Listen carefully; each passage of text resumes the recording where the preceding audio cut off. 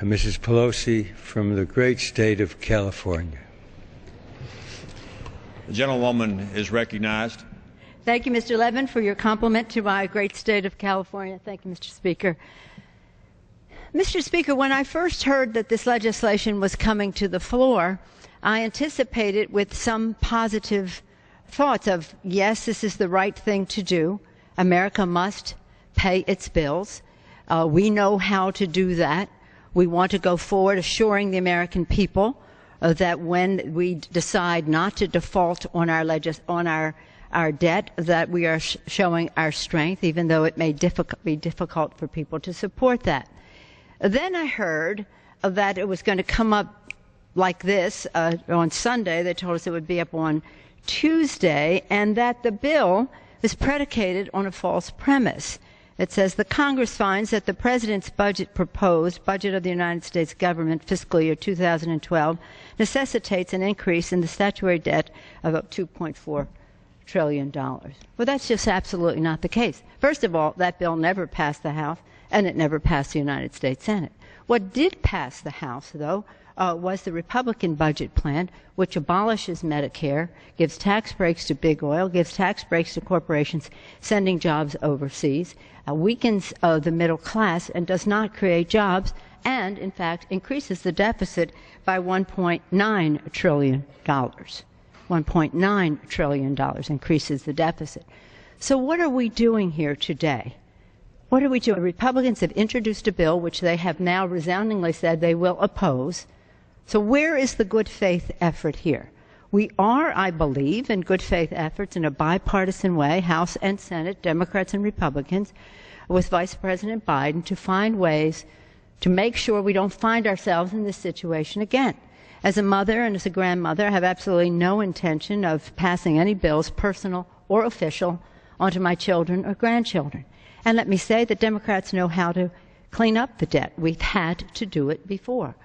The Reagan-Bush debt that President Clinton inherited was a massive debt, and because we took the vote for the economic plan in 1993, we were on a path to fiscal soundness. The last four budgets of the Clinton administration were in balance or in surplus. I believe the Democratic whip, Mr. Hoyer, addressed these numbers earlier, and I associate myself with his remarks and his passion on this subject.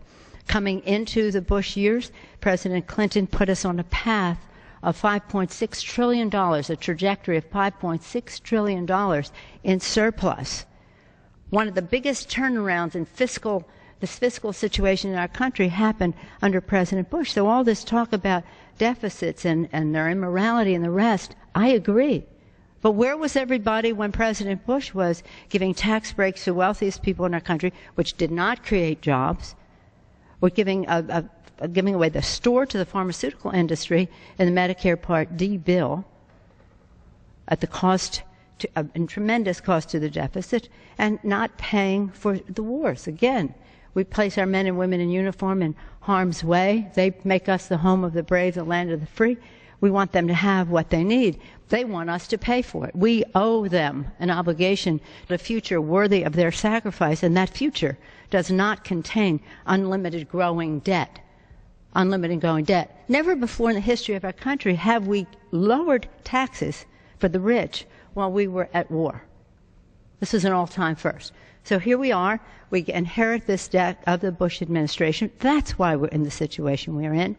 So as our colleagues try to characterize this as we're raising the debt limit so there can be more spending, no, we're not. We're avoiding default of the massive debts accrued during the Bush administration. That's why we are here. So to predicate this legislation, which I really, coming out of last week, thought maybe that was something I would support, unencumbered legislation so that we would pay our bills and not be a deadbeat nation. Instead, they predicate it, again, on a false premise. The facts are these. The Republican budget did pass this House. The Republican budget, they just want to change the subject for Medicare. That's all. They just want to change the subject for Medicare. So let's bring this up, the drop of a hat in the first hours back from Memorial Day. They want to change the subject from Medicare, but the facts are these. In their Republican budget, which is the predicate for this legislation, they abolish Medicare. Not only that, they make prescription drugs more expensive for seniors. They eliminate prevention services for seniors, which make them healthier and lower cost to us. They do all of this while also, as far as our children are concerned, cutting education for our children, reading teachers for our children, making college more expensive for nearly 10 million young adults. All of this, a travesty in terms of the aspirations of middle-income families in our country. And then, to add insult to that injury, they come in here with a bill that they have to bring up immediately so they can oppose it. Well, even the Chamber of Commerce has said, we're all in on the joke. But it just isn't that funny. If you're a struggling family in America hoping to keep your job, your home, be able to send your children to college, save for the future, have some confidence about your economic security, if you're a senior and you or others who depend on Medicare, to have it abolished hurts your economic as well as your health security. So this is about priorities. A budget should be a statement of our national values. What is important to us as a country, the education of our children, the respect of the dignified retirement for our seniors, job creation, that we have a moral obligation to create jobs, so we have jobs for our workers and they can have their better future as well as make our country more competitive. Reducing the deficit. We've done it once, the Democrats did. We can do it again, hopefully in a bipartisan way under the auspices that have been created for this purpose. We're right in the middle of it.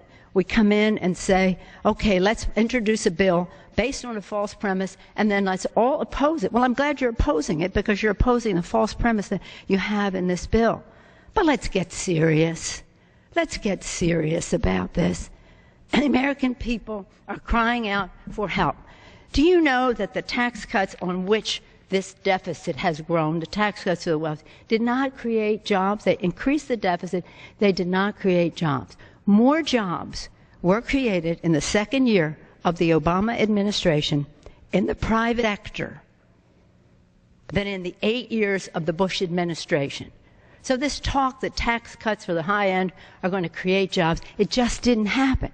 So we don't want to talk about the past. We want to know what we're going to do in the future, but it's important to learn from the past so we don't do it again, so we're not in this situation again. So as I said, I thought of an unencumbered, if that would be the case, bill that would come to the floor. I looked favorably upon that till I saw what is in here, which isn't right. And I'm glad that hopefully it will have a big, strong vote against it. I want to commend my colleague, Congressman Welch. He was, in his letter, he's not demanding anything. He is saying, let's get together and talk about how we can pass a bill that is a clean debt limit bill. That's what he's talking about. Why don't we follow his lead on that and get together and talk about how we can do this in a way that is clean and or at the same time has a plan, a bipartisan plan to reduce the deficit so that we can do just that as we increase jobs and strengthen the middle class. Thank you, Mr. Welch, for your leadership in that regard, and I know that it has been mischaracterized here, but I salute you for your leadership on that score. So my colleagues, you'll vote the way you vote, but the fact is that what is happening on this floor is not serious. It's not serious, but the subject that addresses is serious. It's time for this Congress of the United States to get serious about debt reduction, job creation, and to stop this assault on Medicare, which is the basis for this legislation today. With that, I yield back the balance of my time. Thank you. Gentlewoman from California, the minority leader, yields back her time. The gentleman from Michigan, Mr. Levin's time has expired.